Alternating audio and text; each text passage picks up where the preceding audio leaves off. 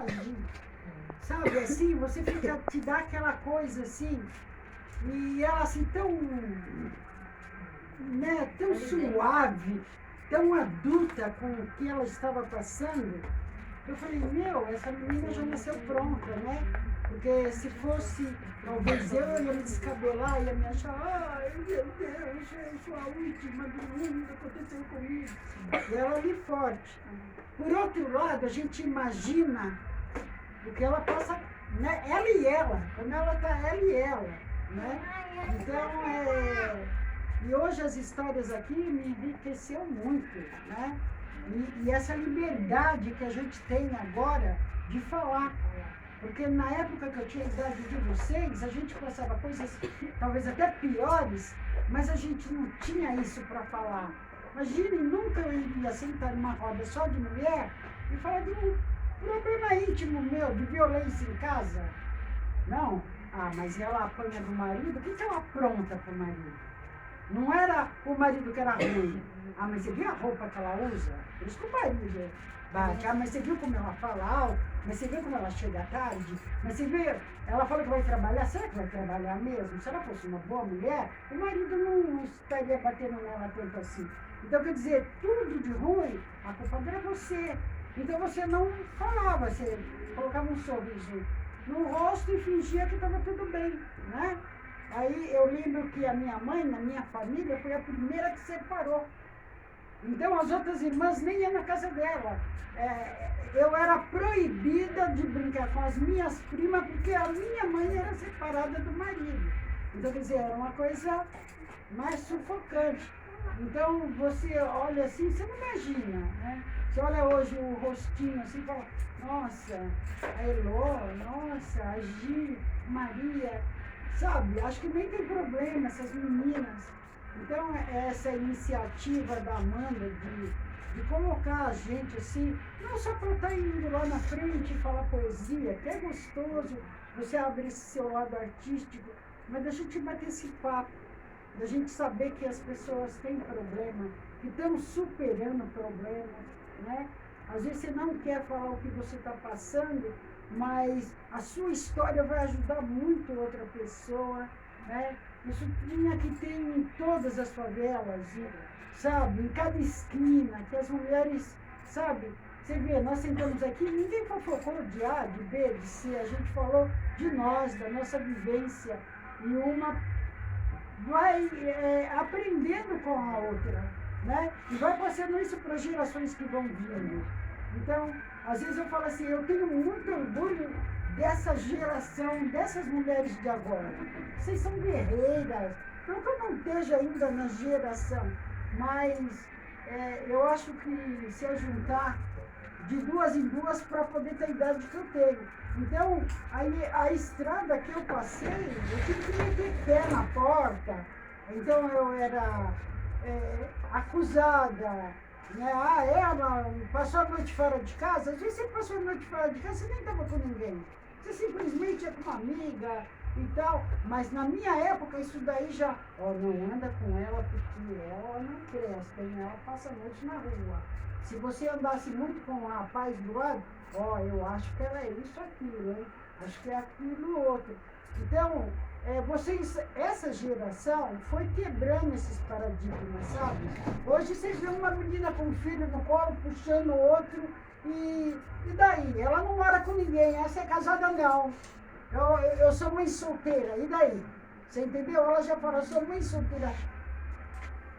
Tão firme, que cala a boca das outras pessoas, sabe? As outras pessoas não têm o que falar, não têm o que acusar. Então, isso é muito importante. E passar essa vivência é muito importante também.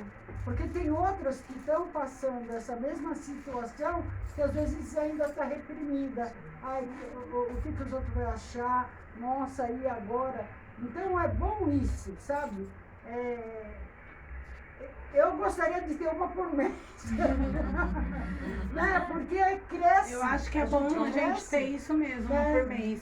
Que cresce. Porque a gente tinha, né, os encontros de mulheres uma vez por mês, né? Foi a gente também que se relaxar, porque a gente também procura coisas para fazer também.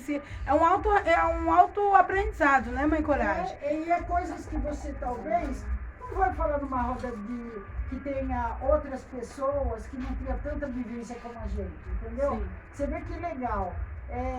Fala assim, ó, você é poetisa. Então, só de você carregar isso, parece que já te dá liberdade de falar de você. Se eu falar, as pessoas não vão julgar porque eu sou poetisa. Eu sou artista. Então, o artista pode falar, já quebrou um paradigma, entendeu?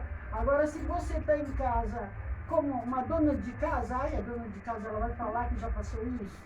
E o filho? Isso. Então, vem, a sociedade acaba te apontando. Mas se você é uma poetisa, é uma artista, você fala, mas é artista assim mesmo, artista tem mãe, sabe, cria filho sozinho, artista viaja, artista troca de marido, artista. Você entendeu? Já te dá um parâmetro para o Benê falou não. Ó o bem. Vocês veem, eu tenho 60, eu vou fazer 67. Né? Eu vou fazer 67 anos. Então eu paro assim e penso assim, a gente tem 3 anos juntos, eu estava com 64. A gente se conheceu pelo Face, falando de rap. Aí ele mandava as letras, ele, e essa letra aqui? Eu falei, não, tal. Então passa seu zap aí, zap conversando e tal. Não, marca minha mãe, não sei o que lá. Aí eu sou meio doida, eu falei, eu vou lá na cidade dele ver se essa história é verdade. Senão é com a mãe. E eu peguei o ônibus e fui pra lá, 6 horas de viagem. E eu tinha feito aquela camiseta. Ai, me liga. Coragem, Amanda, eu tô aqui. Aí ele falou, eu queria uma camiseta dessa pra mim. Eu falei, eu vou mandar pelo correio. Mas eu não avisei que eu ia. Eu falei que eu ia mandar pelo correio. Eu falei, manda o endereço. Ele mandou o endereço, eu comprei a passagem, viajei 7 horas. Mas ele pensou que não, aí bati no portão. Aí a casa dele é no alto, ele olhou lá e quando ele viu o turbante, ele voltou para trás. Aí ele falou, eu fui tomar fome. Eu tô pensando que é o carteiro que ia entregar a encomenda, eu estava lá tentando. Aí era verdade, entendeu? A mãe dele falou, não, você não vai deixar você escapar. Ela viajou 6 horas. Quer dizer, aí a minha família, todo mundo achava assim, e agora ela não vai fazer mais nada na vida, vai ficar aquela tiazinha. E eu queria realmente. Aí eu tentei fritar bolinho, meus netinhos falaram, que bolinho ruim.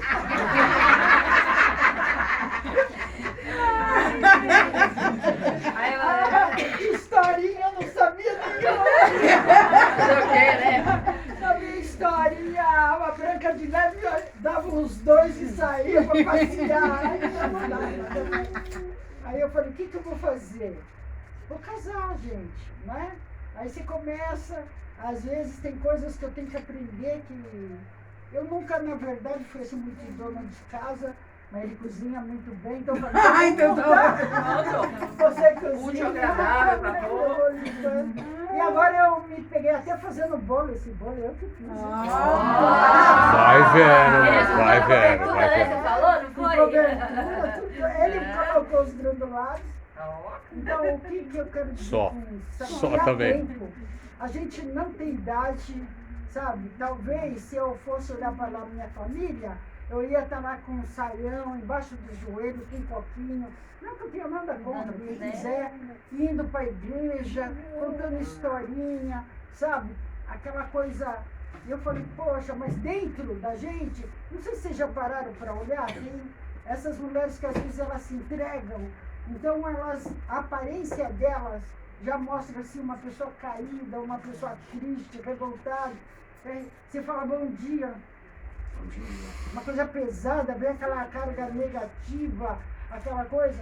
Porque essas mulheres têm coisas lá dentro que elas não conseguem colocar para fora. não tem quem ajude ela a se colocar para fora. Aí quando você conhece uma Amanda, uma Ju, você vai lá e tira o coquinho, e balança o cabelo, coloca, tira a saia, põe uma calça, passa um batom, sai e fala, não, eu vou viver. E continua falando de Deus. Né? E continua falando de Deus. É verdade. Você Sou quem entendeu? sou. Então, é uma missão que nós temos. Eu falo assim, é uma missão que nós temos de libertar outras mulheres desse cativeiro. Independente se ela é casada ou não, se ela tem uma vida de violência ou não, elas ainda estão cativas e elas precisam ser libertas, sabe? Aprender que elas têm que se amar. Principalmente nas mulheres negras, por quê? Porque nós fomos ensinadas que nós só somos para